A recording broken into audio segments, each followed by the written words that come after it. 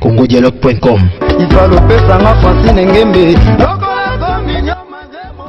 congodialogue.com.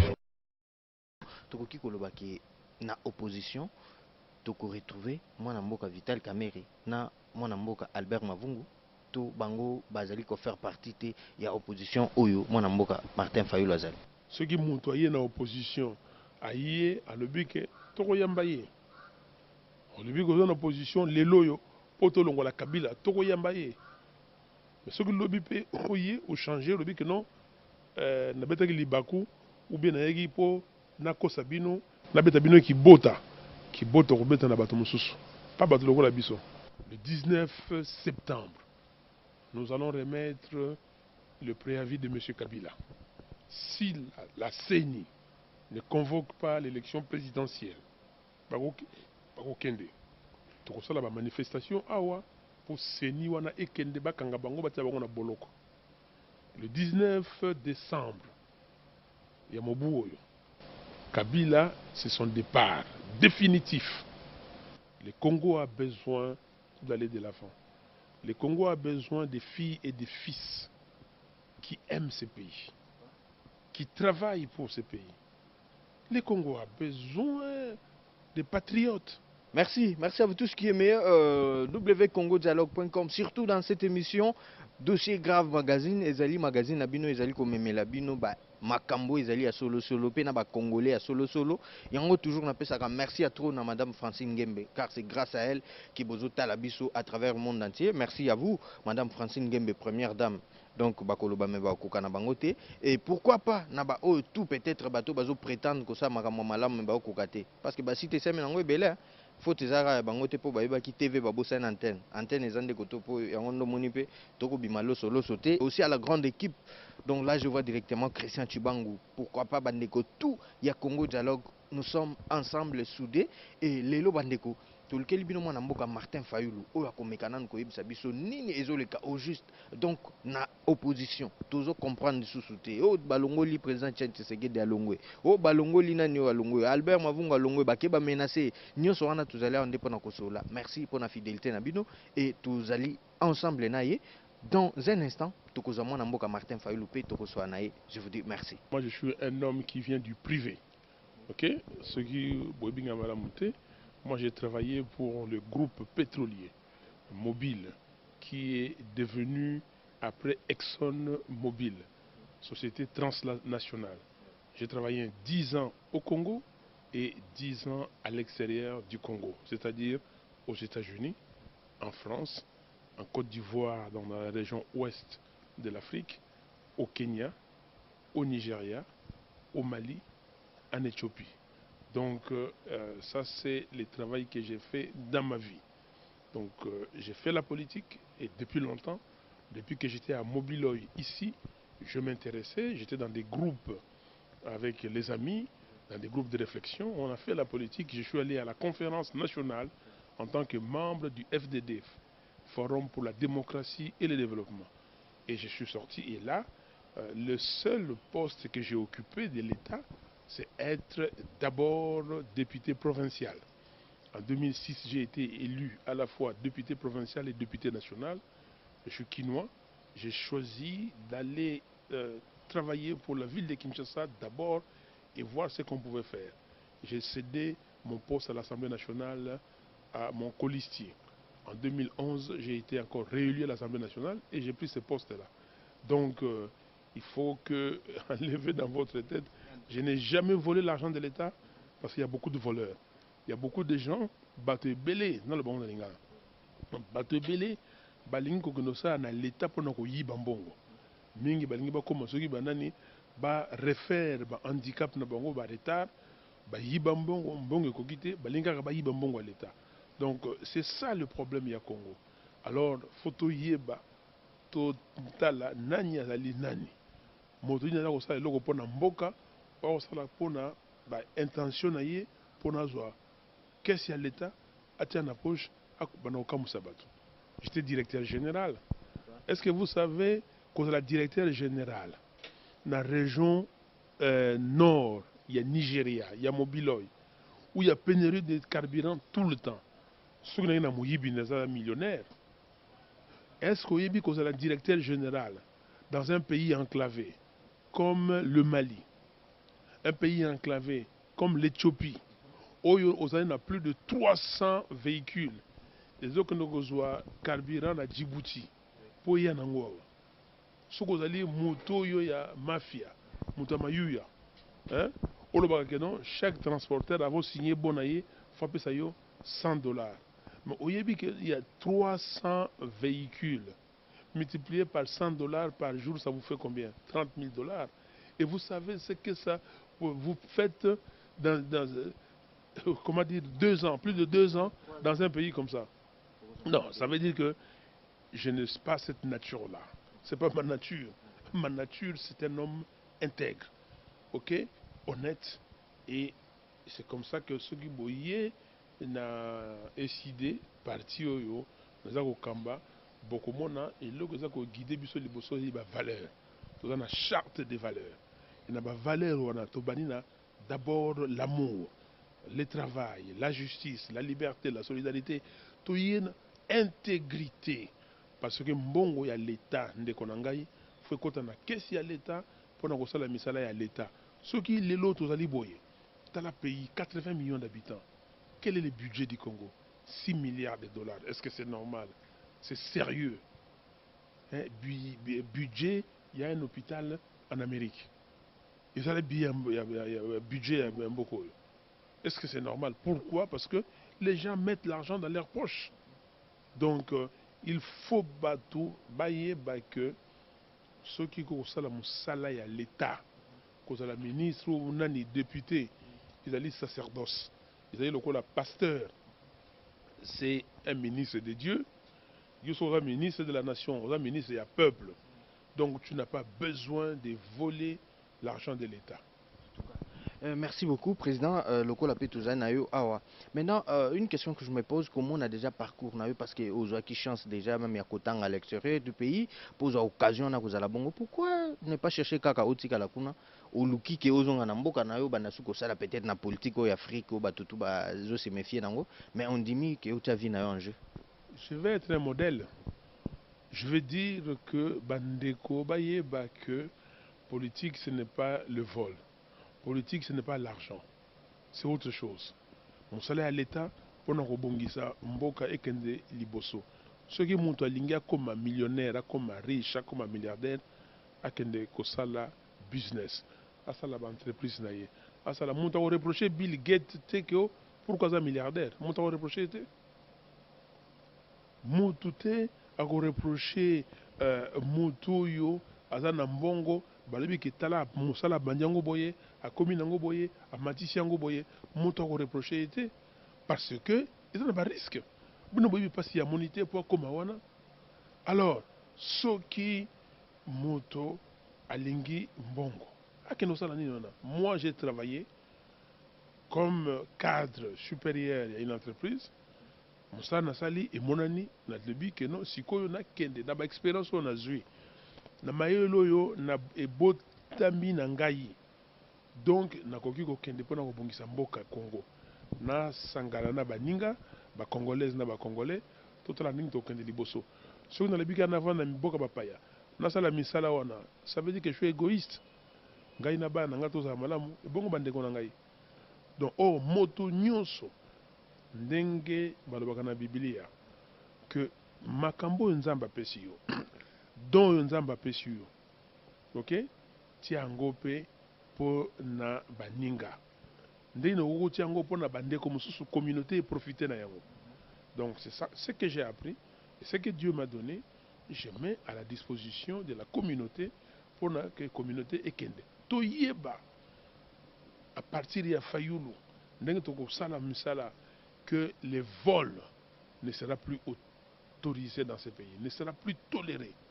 Que moto alingi ko sala musala ya l'État ya alobi ke naki ko sala musala ya l'État ndenge Obama a ko sala musala ya l'État asilisi ba compte na ye yebani richesse na ye yebani mais mbongo te akoyibana kesi ya États-Unis non non donc tous la ndenge wana po mboka ebonga mboka ekende liboso yango wana natikaki mosala oyo ya pétrole ya société multinationale nazongi na mboka mpona elongo tokolakisa exemple wana tokolakisa toza na parlement naza na assemblée nationale mais toyebi makambo esalama na assemblée nationale bokoyeko bake kuna bazwi mbongo boyoko basali ba motion basigné motion na bato opposition basigné ba motion mais bokoyoka mokolo moko te Fayulu ake asigné motion asali boye o bapesaki mbongo oyoka mokolo moko te ke Fayulu ake balobaki vote mbongo ezali o bakende basangana bapesa ye mbongo jamais. Alors ça doit servir de l'exemple. Ça doit servir de l'exemple pour dire que cet argent bokozwaya buzoba ya pamba pamba okena musika te mingi bazwaka awa mbongo kokaba oyo pesa boye kuna opesi boye lelo baza wapi eloba rochero na nzembo ayembaki mingi bakota boloko na l'hôpital oboni batalaka bango ok bazwaka kala baye kopesa bato tout ça et sikoyo lelo bakomi naluka susu nazwa po lobi na prouver non ndeko na ngai mosala ya l'État faut le prendre au sérieux et je l'ai dit, je pèse bien mes mots, il faut le prendre au sérieux. On a tellement d'aventuriers au Congo, beaucoup. Batwaza Roya, babiti na musala ya l'État te. Il faut corriger makambo wana. Yango biso to kotine lokoyo pona ko corriger makambo wana. Batwaza la opa. Oyibi 1 franc ya l'État. Kombo noza boloko. Kombo na yo oyibi nini. Ben bakanisaka talanga yawa. Et pas tous les c'est chez moi, c'est mon hôtel, Bakanyi Yango. Mon hôtel, Bakanyi Yango, 3 mois Yango. Bakanyi si keso Bakanyi, hôtel ya Fayulu, à Oliate, à Rosa la politique était. Dès que nous allons sur le terrain, nous allons lié parce que nous avons des vacances parlementaires, tout Mikolo, nous sommes dans le terrain, nous avons accueilli la base. Quelque part, na oyo balobi pona kokanga DGRK récemment to monaka balobaka que peut-être ba mikanda mususu futaka te.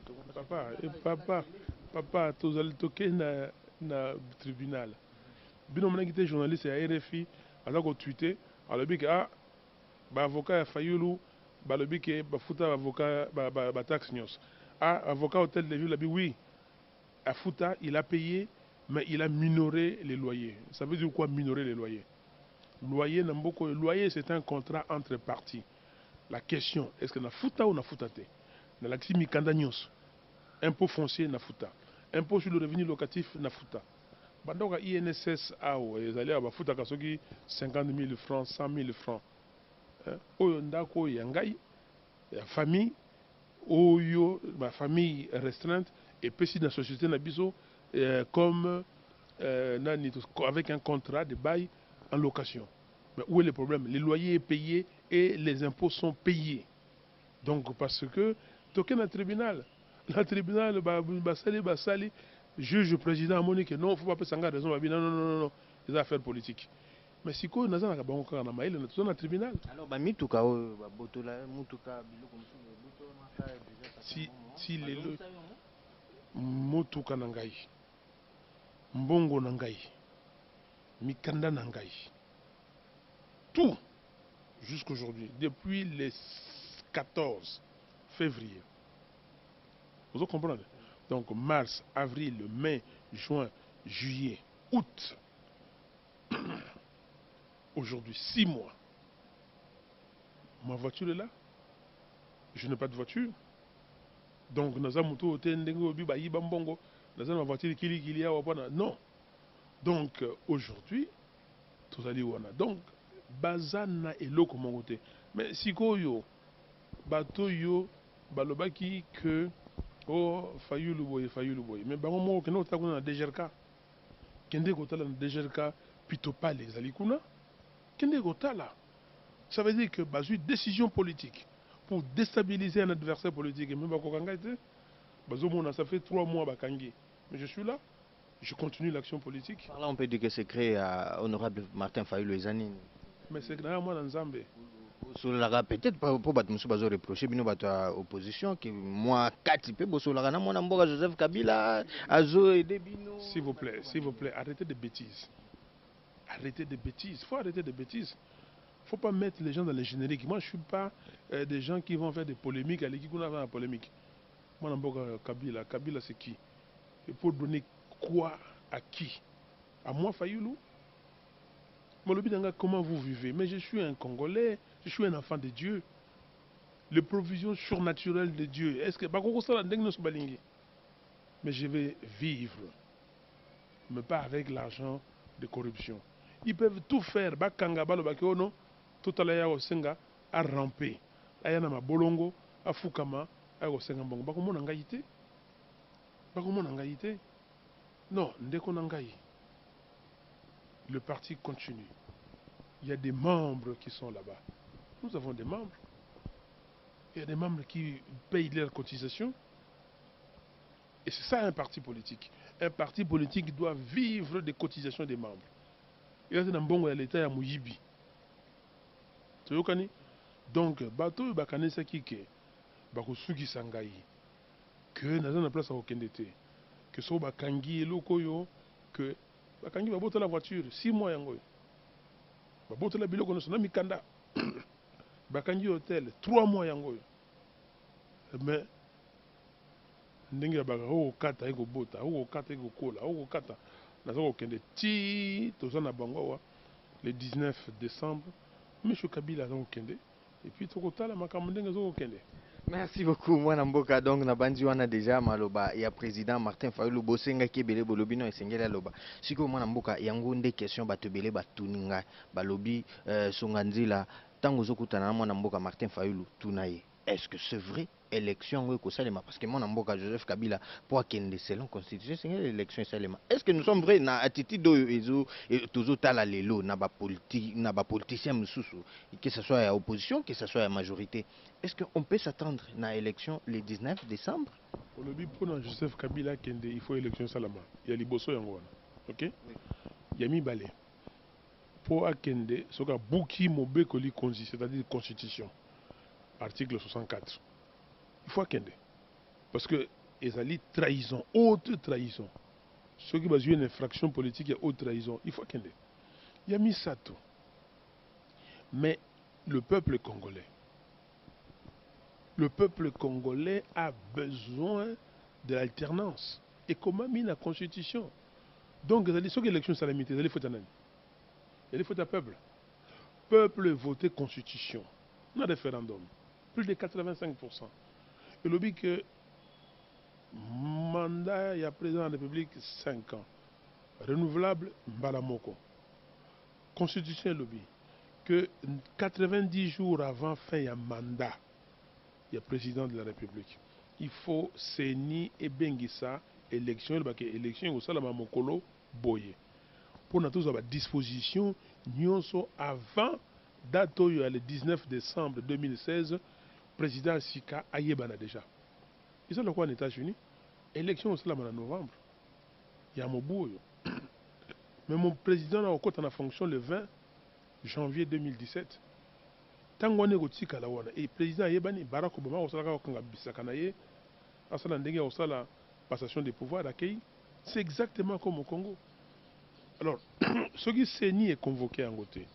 Or que Seni balobi na ye que Mobekoli Konzi constitution article 211 et le but que mosala na yo ezali ko bongisa makambo etali processus électoral ko bandana identification ba électeur enrôlement na bango ti kosalisa ba élection na publication ba résultat provisoire mosala na yango wana constitution kaka moko wana et le but que Seni que 90 jours avant fin ya mandat ya moto yo azala tête ya l'état il faut convoquer so yo sala ngote ngo banini.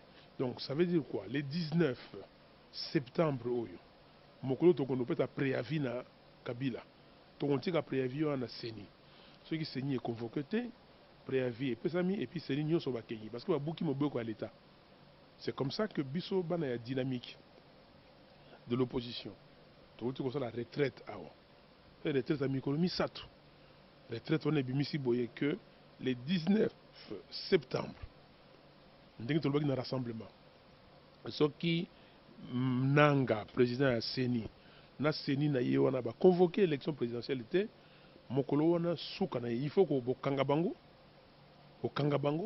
kotia bango na boloko mosala na bango esili tobandi sikoyo kotala ndenge nini Kabila akokende parce que soki adémissionné na ye sikoyo son problème soki atikali ti le 19 décembre na mandat oyo azwa kaka ya kozwa boye atikali mais le 19 décembre wana na minuit il faut akende soki akei ça c'est nous travaillons pour le Congo donc ndeko na ngai koloba te ko avant akende fait élection salama oui mais élection salama te pona nini parce que ba ekomi élection fait salama est-ce que le loyo soki mbongo ezangi siko ba osali attendez tika makambo buzoba wana buzoba ko sabino mbongo zali ba tongi ba immeuble awa tala ba compte d'abord na banque ba mbongo ba yibi bazoba makamba Panama Papers sawa toloba yango na assemblée nationale est-ce que moto aye na assemblée nationale batona baye baya na makambo wana makambo to koloba ya beni oyo tango ngai na ekobelela piololi kuna na nini na assemblée nationale que ba Rwandais bakota na mboka na biso que M23 eza na ba Rwandais bafingi ngai babi na nga batmoninga lokwa bolole ba muziko finga lokwa mwana muke mais ti na yeko prouver bango ba koloba nini na sali question orale avec débat baboyi ko répondre na bengisi ministre il y a défense à l'époque il était vice-premier ministre aye oh non débat à huis clos toyi ko sala tina ndeko la motion contre le ministre on baboyi ko loba oh tout le temps à huis clos bayo na suka oh non on reconnaît qu'il y a 252 militaires rwandais qui sont à Roma ngavu na nini kuna na Congo na Kivu. Alors maintenant sikoyo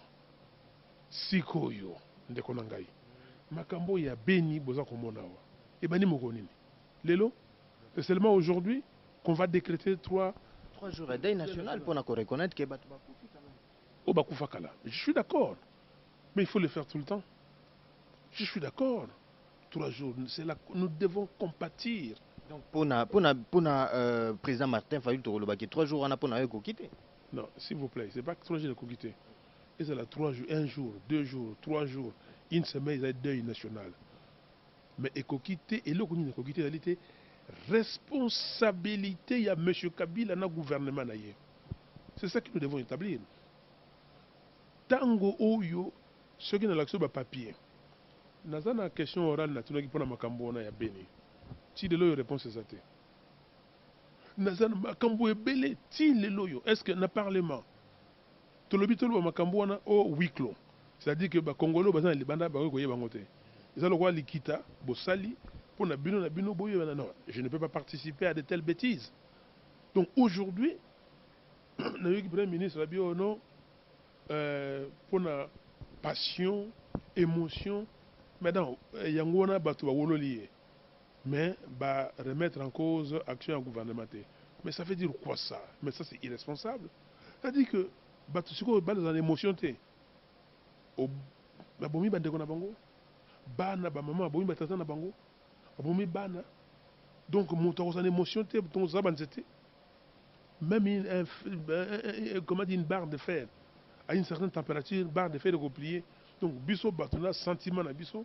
Donc on nous impose de ne plus avoir de sentiments. C'est-à-dire quoi? Problème est allé à quoi?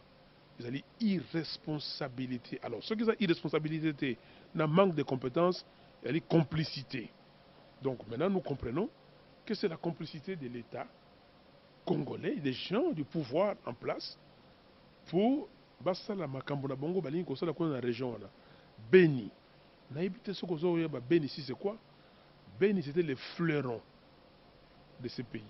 Beni il y avait une activité énorme, économique. Beni il y avait toutes les banques. À l'époque, tu avais une banque Torobenga BCZ, oui, comme BCDC. Tu avais une banque du peuple. Tu avais une UZB. Ces 3 grandes banques là, bango nyoso, bazaki na Beni. Bato bako tinda kuna, soki batindi yo kuna na banque wana na Beni. Ozoka Beni Butembo axe nyoso wana axe wana ezalaki le fleuron de l'économie congolaise. Bato baza ko vivre malamu activité za ko salama aujourd'hui. Aujourd'hui. Mais pourquoi? Parce qu'il y a un complot. Les complots là, les complots AFDEL et Kotanamboka Oyo. C'est ça les complots qui continuent. Les complots, c'est comme ça que Kabila avait demeuré au pouvoir. C'est ça les complots. Donc, dès qu'on a gagné, Oya Biso ya Beni, tout ça qu'on a mis tout ça qu'on est là. Yangoana, d'ailleurs, nous avons un voyage à effectuer à Beni, Kotala Bandeko, Kotala Ndengeni Makamaza Yakuna, et puis, Kotala Ndeng Tokosala. Mais, et l'oko liboso pour Beni Bonga. Kabila doit partir. Et l'oko liboso pour Beni Bonga. Le Congo doit retrouver sa quiétude. Complot et Longwa. Il faut extirper tous ces gens-là. Batunyo soona, o bakota ina complot. Bokoyoka o bakekuna na mboka boye kosa la coopération na ba police. To moni mikanda, to ki monsieur Kalev.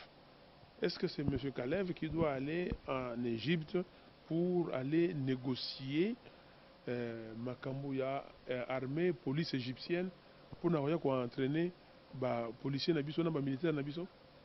Donc ils ont un secret. Le service de renseignement est comme le Makambouana. À quel dépôt le service de renseignement? Ça, c'est son travail. Mais pas pour la police nationale. Il y a un chef d'état-major. Quel est son travail? Le ministre de la Défense nationale. Quel est son travail? Donc, complot et zali awa bana ya mboka. Na kotala ngona la caméra. Bana ya mboka, mboka na biso, il y a un complot makasi. Bato balingi ba déstabiliser mboka oyo yango wana tokanga miso na biso te, tokanga matoyi na biso te, tokanga monoko na biso te. Mais misato wana tokangi yango te. Mais il faut sikoyo action, tokoloba, tokoyoka, tokomona soki tosali nyonso wana action sur le terrain. Action sur le terrain. Constitution epesi biso yango article 64. Moto moko te na mboka oyo akoki koya aloba o Kabila kotikala. Yango wana toyoki bandeko mosusu bakomi o non kosala makasi ye atikala transition boye boye. Non, Kabila doit partir. Son nom c'est le départ. Son nom c'est le départ. Moi Mboka ndenge tozoka mais toyebi bien que moi Mboka Joseph Kabila pe tout autour na ye azali na ba groupe na ye ya bato à travailler na bango. Est-ce que bino na opposition c'est peut-être le seul Martin Fayulu à faire bouger Kabila? Non, et c'est la ini dynamique de l'opposition ezali mais entre-temps on dirait moi Boyo Kani entre bino na bino opposition ezalité. Comment est-ce que vous commencez à niveau à faire partir monsieur Joseph Kabila? Mais Boyo quitté que tout ça les rassemblements. Juste après, tout le monde même secrétaire général, il dépêche, il Mais cette tactique-là, elle est aussi vieille que le monde, divisé pour régner. Et il y a banakala. Moto yo wana bomoni asali makambo. Le président Tshisekedi a envoyé Mavungu chez moi pour tango tosali biso sauvons la RDC.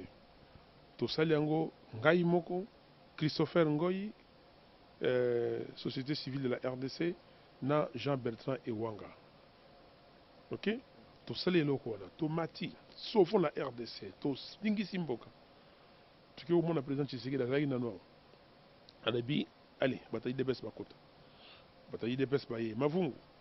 Baye balobi ke non tolongola kombo wana parce que kombo neza ya bino misato toya tosali sikoyo force politique et sociale pour l'unité d'action na bango to komona mbilinga to comprendre que bato wana baza na niveau mosusu yango nomonaki to continuer biso toke na dynamique de l'opposition. La dynamique de l'opposition omoni musalo tosali omoni to pelisi mboka. Bomoni makambo elekaki ya la semaine du 19 au 25 janvier 2015. Tokei. Siko ekomi eloko o moni bato ya pouvoir basomboyo batika basomboyo basanini pona bamema bango na dialogue ya bango. Bomoni ya Mavungu akomi ba manifestation ya dynamique ya komi porte-parole ya pouvoir pour contester yango. Mona yango Sali, journée ville morte. C'est Tshisekedi qui était en Belgique qui devait soutenir.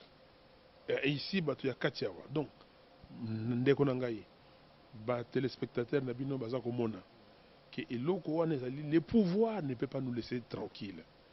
Na kati na biso ba kosomba moko moko ba esprit faible. Pona ni na lobi boye.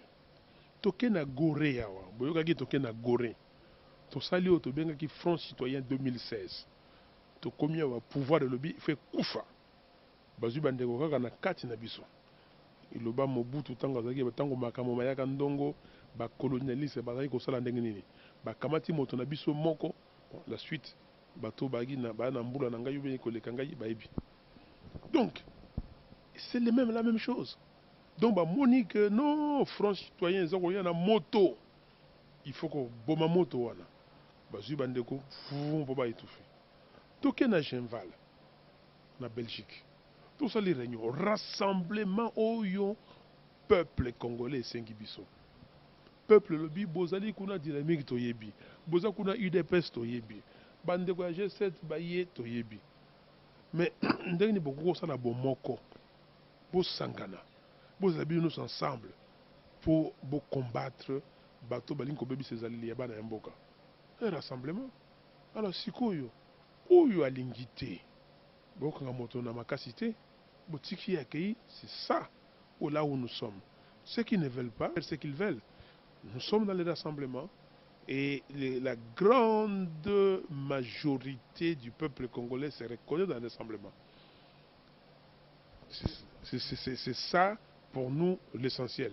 Vous m'avez dit le 27 juillet, vous m'avez dit le 31 juillet, le meeting. Alors maintenant, tout ça, c'est Kokoba, tout ça, Kende. Ce que le peuple a landié, tout à fait normal. C'est le peuple parce que nous tous ici, nous parlons au nom du peuple. Mais que veut le peuple réellement? Aujourd'hui, ce que j'ai compris, le peuple veut le respect de la Constitution. Le peuple a lingué qui bénisse à la tranquille, tous les Kivu soient calmes, que la sécurité y règne et que dans tout le pays, les Congo, la sécurité y règne et que le développement s'en suivent. Merci beaucoup mwana mboka o mutuna suka toali kotuna yolo baka bosolo déjà na bato bazota la biso bali komona lolenge nini ozali kobimisa ba vérité mususu. Est-ce que lelo tokoki koloba ke na opposition toko retrouver mwana mboka Vital Kamerhe na mwana mboka Albert Mavungu to bango bazali ko faire partie te ya opposition oyo mwana mboka Martin Fayulu azali? Comment moi je vais répondre à cette question? Ndenge nini na ko répondre yo na yanola motuna na yo wana. C'est ngaza bango? Non, oza bango te, mais vous êtes tous de l'opposition ndenge batutu bayebi. Mais na oyo ce que ezoleka sur terrain ezomona na neti mwana mboka Vital Kamerhe aza na bino te parce que eza ba mituna oyo ezali kouta na bandeko bazali na mikila libanda. Et le baleki na ngai fali donc neti te hein. Mais ça c'est non, ce que ça neti te kene ko tuna ye. Kene ko tuna za wapi? Parce que nga na vandi na kiti yawa, na vandi na kiti te. Ah vous allez kiti ya te. Et c'est na ko vanda pe na vandi yawa. Mais alors, donc, ça c'est pas à moi. Moi, je suis Martin Fayulu. Je sais ce que j'ai fait. Ceux qui m'ont toyé dans l'opposition, aïe, à l'obike, toko yambaye. L'obike dans l'opposition, les loyaux, poto longo la kabila, toko yambaye. Mais ceux qui l'obike, oye, ou changer, l'obike non, na beta ki libaku, ou bien na yegi po, na kosabino, na beta bino ki bota ko beta na bato mususu. Pas battre le la biso. Parce que nous connaissons tout. Hein? Donc, les Congolais, les Congolais, la makasi. Congolais, papa Wemba, Kulutu Nangaï, paix à son âme. Alors, que tala, on nous a moulaï Nangaï.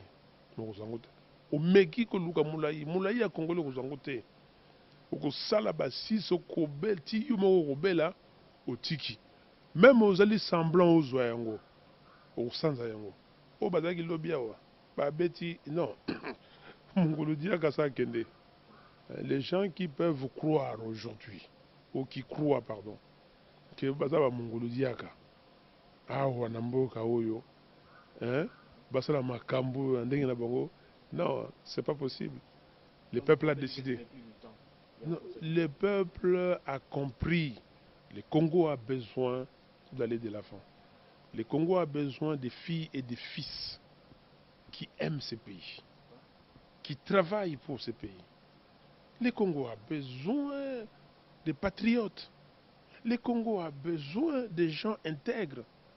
Le Congo a besoin des gens qui vont laver l'affront. Moto nyonso oyo alinko bebisa ezaleli na biso ya biso ba Congolais. Botala na miso. Toko benga na ye. Ata na place na ye awa te. Awa lelo yo tozala liloba moko. Moto alingi pouvoir po na ye moko tozana tina na ye te. Tozana tina na ye te. Pouvoir ezali pona ko bongisa ezaleli ya bana ya mboka. Yango na lelo toshi tokomi na tango yango. Le 19 septembre, nous allons remettre le préavis de M. Kabila. Si la CENI ne convoque pas l'élection présidentielle, bakokende. Tokosala ba manifestation awa pour CENI wana ekende bakanga bango batia bango na boloko. Le 19 décembre, il y a Mobuoyo. Kabila, c'est son départ définitif. Donc, Tokotala, Sikoyo, et nous allons prendre nos responsabilités pour arranger ces pays. Nous ne pouvons plus continuer à être la risée du monde. Tokomo loko la bana étiqué. Mboka monene. Bako bisabino kona boko salaboy, boko salaboy. Elo ki sala makezate. Voilà bande konangai. Nzamba pambola bino, Nzamba pambola Congo. Bozana bolingo ya Congo moto akosabino te. Moto tozaka na mboka moko. Congo. L'honorable Martin Fayulu ayambi biso kitoko awa esika bozomona tozali pa inaye toyaki justement pona kosola boyoki pe oyo auti koloba yo pe congolais tozotala biso o nyonso nzamba chakati na yo nino sai nango ngape mayele o nzamba apesanga yango ndo monto ekoluka mwana mboka Martin Fayulu abimisi pe oyo ye nzamba pesa ye yango pe ndenge bokotala biso bose grâce à madame Francine Ngembe na oyo pe nzamba pesi asali site poke ba congolais tout bazala informé et mwana mboka pe Christian Chibango azali pe komisa pe mayele oyo nzamba asali e bongo yo ozali pe kosala nini pona mboka na Congo. Merci na lolenge toujours bopesa biso confiance ndenge bokomelaka biso et na bana mboka nyonso tout et je vous promets que dans nos prochaines émissions je crois tokozala vraiment de près dans mwana mboka Martin Fayulu pe tokobanda kolandela misala oyo ndenge alobi azali sur terrain tokozala wana pe boko zwa yango vraiment en live ndenge obanda koleka yango topesi merci ya trop na bandeko o batali biso à travers le monde entier. Moi je vous retrouve à très bientôt. Restez toujours fidèles au programme de www.congodialogue.com.